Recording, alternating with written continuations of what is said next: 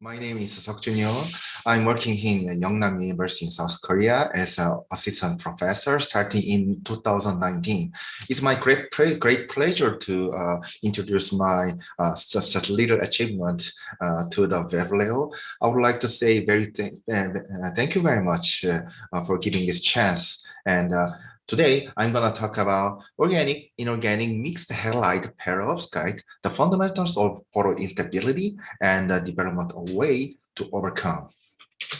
Uh, Consisting of these kinds of outlines and starting with my personal background introduction and the photoinstability issue about the perovskite will be introduced. So first one is under the short-term photoirradiation and the long-term photoirradiation, then providing just one strategy to obtain photostability, even it was proposed lots of strategies, and now it's practically used to the modern perovskite research society. Then last one is a conclusion to summarize my talk. The first one, my personal background, I started to fabricate dye-sensitized solar cell proposed by Professor Michael Grassel in early 1990s. And from undergraduate to master, 2007 to 2012, I started to fabricate the dye-sensitized solar cell and the electrochemically oxidized the titanium oxide through the anodization process. So I studied and transferred to the University of Notre Dame under the supervision of Professor Prashant Kamat, who is now a chief editor in ACS Agile Letter. And I studied through the photo-induced charge transfer process through the femtosecond transient oxygen spectroscopy, and further going to the University of Jaume I under the supervision of Professor Ivan Moracero as a team of Institute of Advanced Materials. I studied the perovskite quantum dot and for the applications. Just for introduction, previously talked about the previous professor, this kind of very famous ABX3 perovskite was actually initiated from the MISI and the co-workers, and now it is consists of lots of methyl ammonium, formamidium, cesium of A-side cation, B-side lead or tin metals, and the last one composition is the halide, chloride, bromide, and or iodide, and those kinds of perovskite structure can be used for the lots of optoelectronic device, solar-driven chemistry, and with these kinds of outstanding properties, very dramatic increment of photovoltaic conversion efficiency over 25% in 12 years, with fast charge transport, long diffusion length, high absorption cross-section, low exciton binding energies, which is very requirement things to separate the electron and holes from exciton to the free carriers to do efficient charge separation to induce the current to apply the successful photovoltaics. And also the solution-based fabrication technique gives a good idea to reduce the low-cost fabrication process. So I'm actually interested in these kinds of the interaction between the lead and the halide to induce this stuff. By varying the halide composition, actually the valence band energy level can be increased by changing from iodide, the bromide to the chloride, by mixing the hybridization in between the lead atomic orbitals and halide atomic orbitals, then like you see in these pictures, it's possible to tune the banding tunability as well as emission properties and things. That's why these kinds of tunability can be applied to solar cells, LED, lasing, and the others. But actually, when I started my work in early 2015 to 16 around, the interesting part was about the fundamental properties of this mixed halide perovskite and also the kinds of stability. So as you know, these kinds of perovskite, it is unstable under dehumidified air, oxygen, and light. Actually, in this talk, I want to talk about more detailed issue about the photo instability of the perovskite in the mixed halide perovskite, especially cesium lead mixed halide perovskite or methyl ammonium mixed halide perovskite. The second one, I'm gonna start with the short-term Fourier irradiation process, then long-term, and finally the strategy to overcome these kinds of photo instability issue.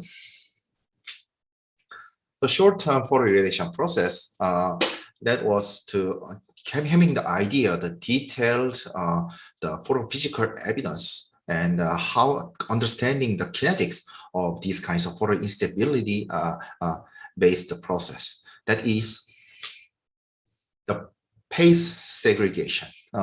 This is actually firstly reported by Professor McGehee. Now he's in the NREL, National Renewable Energy Laboratory. He proposed that these kinds of mixed methyl ammonium lead mixed halide perovskite is unstable under the light illumination. So they do the phase segregation by segregating bromide-rich perovskite and iodide-rich perovskite.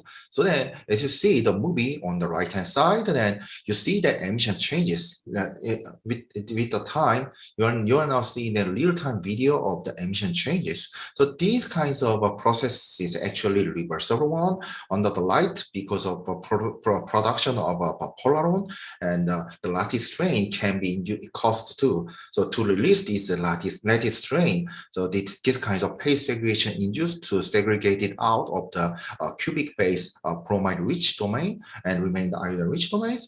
And these kinds of relaxation of strain is the one of a major mechanism to induce these kinds of phase segregation. And without the light, because of losing all the photo-induced free carriers in like in seconds or in less than millisecond, then these kinds of thermodynamically prepared remixing process can induce again to mixing of those kinds of segregated species. So these kinds of reversible emission is one of attractive properties of this the mixed halide perovskite.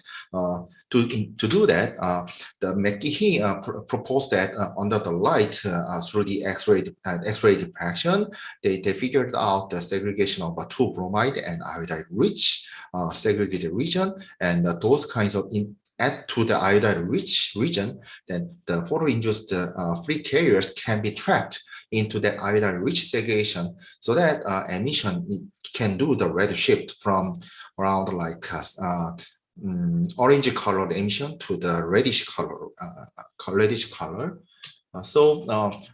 To introducing my research, I was interested in these kinds of kinetics and tracking the photophysical evidence, and also subsequent charge transfer process. And then finally, I wanted to check photo-induced mobility of halide ions, and then overcoming kinds of the strategy to obtain this photostability. So the first one is under these kinds of phase segregation is generally happens in the very quick segregation process and slower recovery process than the earlier segregation process.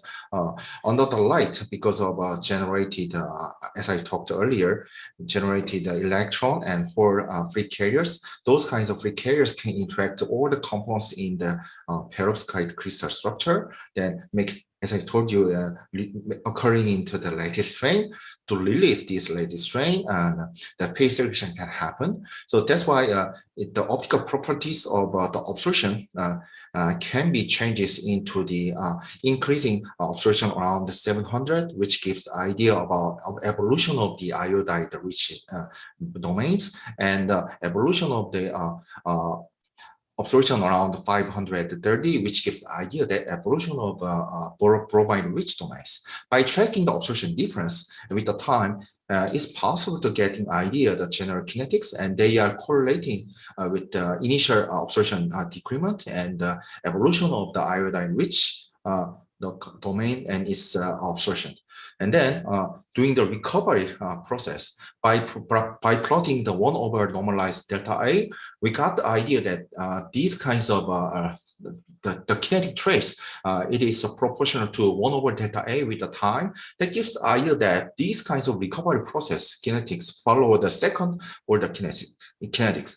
That means that segregated bromide and the iodine-rich domain can participate into the second order recombination kinetics. So that is a good idea that this takes longer, and it is like a recombination in between the bromide-rich and iodine-rich domains into the early mixed phase. And further, the formation kinetics. Unfortunately, these kinds of segregation kinetics happens so quickly, under like even every like seconds or tenths of seconds. So we tracked through the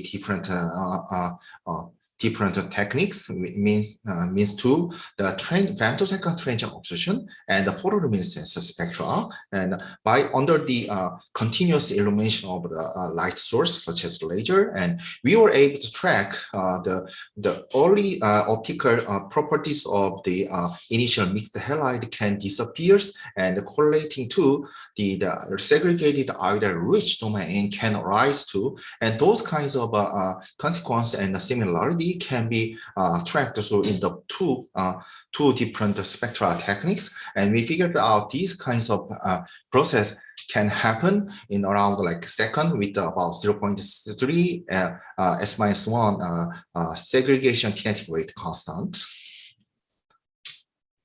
So, and then further, the earlier publication from the Professor McGehee, and they sufficiently give evidence that two segregated phases can be tracked out, and we also tried to get more idea that whether obtaining the possibility to these kinds of segregated species through spectroscopic techniques, means through the optics. So then by enlarging and obtaining somewhat detailed scanning around the bromide-rich segregated region, it was possible to get an idea that we were able to obtain two segregated the domains with their emissions, which is similar to the bromide-rich domain and iodine-rich domain, similar to the segregated methylamine red bromide and methylamine red iodide emissions. So then further, these kinds of two segregated and their optical evidence can be obtained through transient observation spectroscopy. So the transient observation spectroscopy is getting the idea that observation difference in between observation excited spectra and observation of ground state and their differences. So under the continuous wave laser excitation, and we were able to induce these kinds of phase segregation from the earlier mixed halide with the convention around 1:1 bromide to the iodide, and under the laser illumination over 1 minute, then we were able to figure out two distinct bleach species around 530 and 700, gives the idea that the appearance of a bromide-rich and iodide-rich segregated domains. These kinds of segregation domains can be viewed insignificantly after 40-minute laser irradiation. So these kinds of two segregated bromide-rich and iodide-rich segregated species can be tracked through the optical spectroscopy as well. And also further, to tracking out the recovery of the bromide-rich bleach domains by comparing to the pristine methylamine red bromide perovskite and its own the free carrier recombination process, we were able to prove that charge transfer can happen from bromide domains to the iodine domain with a constant around like 10 to 11 S-1 electron transfer kinetics. That gives the idea that electron transfer can happen in around like 10 or tens of picoseconds. So going further, we tracked also the long-term illumination process and obtaining the idea beyond these irreversible phase segregation. Unfortunately, irreversible transformation of a mixed halide can happen. So we were tracked through earlier the transient observation spectroscopic technique, as well as in situ XPS techniques with the collaboration of Dr. Wei-Xing Huang. Now he's in Stanford University as a postdoctoral researcher. So under the long-term irradiation, compared to the earlier irradiation, it's not that so symmetrical and reversible recovery of absorption, but under the long-term, like let's say 4-hour irradiation, these kinds of segregated species can remain, and the recovery of earlier absorption cannot be happen. So that making an absorption difference, it is possible to distinguish that these kinds of irreversible process even after the illumination off.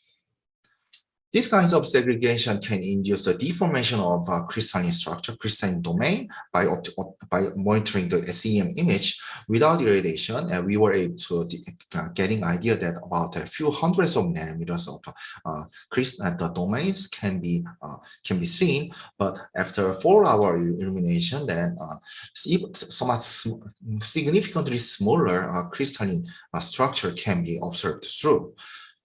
And going further, under the long-term illumination and the waiting longer time, let's say about 1 hour or 2 hours to wait until the complete, just probably reversible recovery process. Even beyond that, we were able to track the bleach signals around 640 can do the blue shift. And that gives the idea that the composition of iodide is going out. And also we were seeing that consistent bleach signal around 500 nanometer. That gives the similar idea that the appearance of lead iodide. So then these kinds of enrichment of the bromide perovskite, and also the appearance of lead iodide is an irreversible process under the long-term illumination. And going further, by tracking through the in situ XPS technique under the constant laser illumination, it is possible to observe that appearance of metallic lead PB0, and in the figure A, and also in the figure B, we were able to see that the signals from the iodide can be disappears with the long-term illumination, and also bromide or nitrogen, there's no significant peak and intensity changes.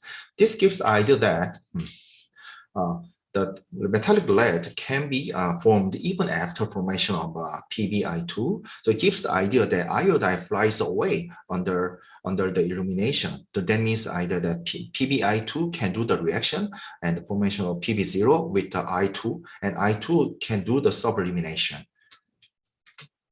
So these kinds of trend can be summarized into by proposing these kinds of irreversible degradation beyond this phase segregation with following the chemical equation. Then the firstly phase segregation can happen, and forming the bromide-rich domain and iron-rich domain can be observed through, but under the continuous and constant illumination, then those kinds of segregated domains, iodine domains can do the further degradation, and by forming the PbI2, and these kinds of PbI2 can do deform with the production of metallic lead and iodine, and with the sublimination. So these kinds of long-term illumination could be one of some detrimental issue to induce these kinds of stability of the mixed halide perovskite.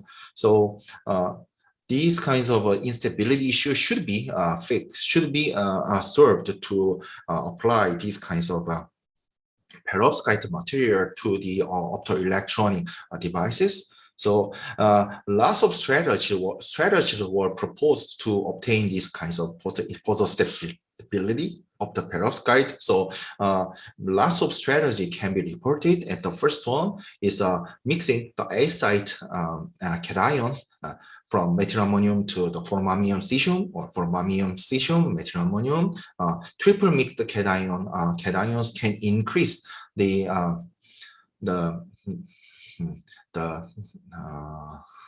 the entropically favored the mixing process can interfere these kinds of phase segregation process or passivation of the place to induce the phase segregation around like grain boundaries by passivating potassium ion can hinder these kinds of phase segregation process, and also increase in crystallinity can reduce ion migration process, which is one of the driving force to moves the halides to the end of the corner and grain boundary to the perovskite and do the phase segregation. And further, the Professor Kuno proposed that reducing the crystalline size into the nanocrystalline region, and it is possible to eliminate these kinds of reversible phase segregation process. So then further, we would like to propose that making the small size of perovskite. This is one of effective strategy to overcome these kinds of phase segregation issue under the certain limit of the size. So the controlling phase segregation in mixed halide perovskite through nanocrystal size was published in the ACC Energy Letter 2019, and I want to briefly introduce what I've done so far. Actually, the moderation is a publication from Professor Kuno, and obtaining the idea that having and reducing the division length of electron and holes, and under the subsequent photoinstability and zone, and I wanted to figure out the boundary which induced the phase segregation or separation, or smaller electron and hole lengths, electron and hole division lengths by obtaining through obtaining these kinds of stability. So, and having another idea that stationary halide perovskite nanocrystals can be agglomerated and form the large and bulk crystalline structure at certain degrees. These kinds of agglomeration was motivated from Dr. Hoffman and Professor Kamat, and combining those two works, I want to get the idea that effective transitions and a strategy to overcome these kinds of phase segregation issue. There should be lots of strategy to limit these division lengths, but in this case, I tried to control the size of perovskite crystals and getting the idea, the effective of the zone, the sizes of the phases, the perovskite, which is free from this phase segregation. So comparing section rate halide, I mean, different with the different bromide to iodide ratio, and comparing to the bulk film, which sizes around like hundreds of nanometers, and comparing those them, we were able to clarify that the perovskite nanocrystal or quantum dot can show the photostability without inducing kinds of this phase segregation, and is stable under the constant laser illumination over minutes. Note that these kinds of phase segregation can happen definitely in more than 1 minute. But under the formation of this nanocrystalline, these kinds of mixed halide perovskite is stable against to the phase segregation. So under the subsequent agglomeration of a perovskite and forming the larger domains, we tracked these kinds of phase segregation, and by increasing the crystalline size, and we getting the idea, those are kinetics of the phase segregation. And firstly, under the smaller crystalline size, like smaller than 10 or 20 nanometers, 12 to 17 nanometers, the phase segregation cannot do so significantly But when the size reaches to about 46 nanometer under the 10 milliwatt per square centimeter laser irradiation with the 4 or 5 nanometer laser, we saw that very slow but phase segregation can be monitored by increasing emission at the iodine-rich domains. So these kinds of increasing the increasing size gives the idea that it could be possible to increase the place where electron and hole can be placed too. So it can be diffusion. It can be said that diffusion length can be limited to the crystalline domains. So then preferred electron hole recombination process can be followed by causing direct meeting in between the free carriers, and instead of the charge and composed ions in interaction can induce these kinds of lattice strain. So these kinds of preferred electron hole recombination can induce inefficient driving force to induce the phase segregation. So then under these kinds of smaller sized perovskite nanocrystals can generate this segregation-free mixed halide perovskite.